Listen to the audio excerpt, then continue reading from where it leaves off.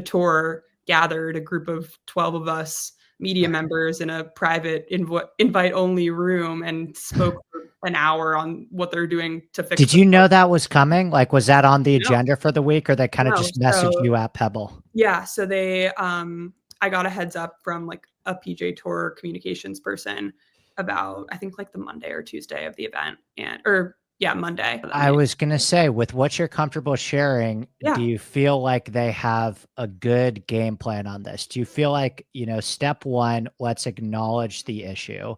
I think for a while they were hiding the issue. I think they were protecting slower players for a while. I read this in the golf.com piece today.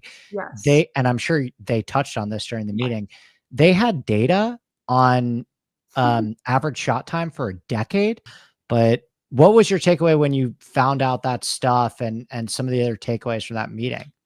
Yeah, that was a huge one, average shot time. And yeah, it's like the new buzzword, right? Yeah, AST. They even had like an abbreviation for it, which I was like, of course you guys have an abbreviation for this already. But yeah, another thing they're not releasing, which I briefly touched upon, I think in my story, was like the relationship between slow play and performance. They also have stats around that, which I think would be really interesting for fans to see. Yeah, seriously. Like, is your process worth it? Basically. Yeah, no, literally. Really cool stuff. And I understand why they don't release these things, because like obviously you see the type of heat that a player like Tom Kim is getting for his routine and like them showing it on the broadcast, but there are plenty of other players that do that and they just don't get shown.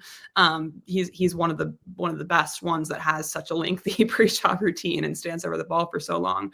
But some other really interesting things to come out of that meeting were, yes, the conversation around, do we want to have more transparency over our slow play policy and which players are more susceptible to it and others, that including potentially disclosing what fines players are getting.